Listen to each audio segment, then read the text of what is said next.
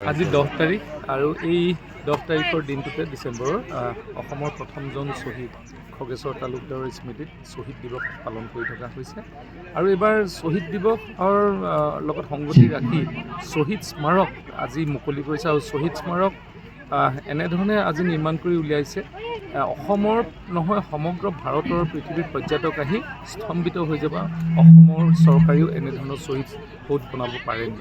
কাৰণ এই শ্বহীদ সম্বন্ধৰ লগত সংলগ্ন কৰি তাতে চাইকেল ট্ৰেক, তাৰপিছতে মেডিটেশ্যন ৰুমৰ পৰা আৰম্ভ কৰি বিভিন্ন বহুখিনি সংলগ্ন কৰি এই শ্বহীদ সৌধ আমাৰ প্ৰায় 150 বিঘাতকৈ ওপৰ 160 বিঘা শ্বহীদ স্তূপ আজি নিৰ্মাণ কৰিছে। আৰু সমগ্ৰ অসমত অসমীয়া জাতিটোৱে যাতে পুনৰ মূৰ দাঙি থিয় হৈ থাকিব পাৰে, তেওঁলোকে যাতে অসমীয়া হিচাপে চিনাকি দিব পাৰে, ভৱিষ্যত অসমৰ যিখন উন্নত অসম হ'ব সেইখনত সকলোৱে যাতে ভাগ ল'ব পাৰে।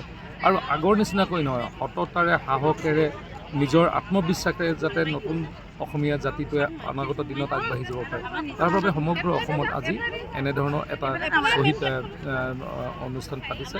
আৰু মাননীয় মুখ্যমন্ত্ৰী ডাঙৰীয়াক ধন্যবাদ জনাইছোঁ, আৰু কেন্দ্ৰীয় মন্ত্ৰী সৰ্বানন্দ সোণোৱাল ডাঙৰীয়াক ধন্যবাদ জনাইছোঁ, আৰু আমাৰ যিসকল সকলো দলৰ বিধায়ক, আমাৰ NDA দলৰ বিধায়ক আৰু সদৌ অসম ছাত্ৰ সন্থা সকলোৱে মিলি এই ধৰণৰ এটা সৌধ নিৰ্মাণ কৰাৰ ক্ষেত্ৰত সহায় কৰিছে, আৰু এনেধৰণৰ সৌধেৰে অসমীয়া জাতিটোক উদ্বুদ্ধ কৰি ৰাখিব।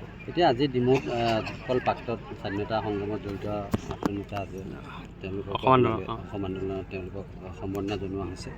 আৰু শিৱসাগৰৰ পৰাই যিহেতু প্ৰথম আৰম্ভণি হৈছিলে অসম আন্দোলনৰ, এই বিষয়ত কি ক'ব?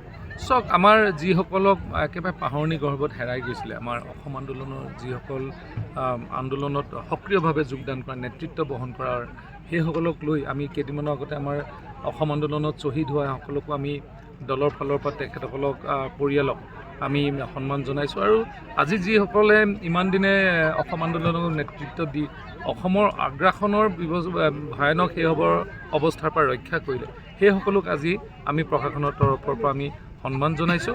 আৰু তেখেতসকলৰ এই সাহস যাতে আমাৰ নতুন প্ৰজন্মই আমাৰ ডিমৌ অঞ্চলত অন্ততঃ গম পায়, আৰু দেশৰ প্ৰতি যাতে তেওঁলোকে জীৱনৰ সকলোখিনি কাম কৰিব পাৰোঁ আমি নতুন প্ৰজন্মই, তাৰ বাবে তেখেতসকলক অনুসৰণ কৰিব পাৰি আশা কৰিছোঁ।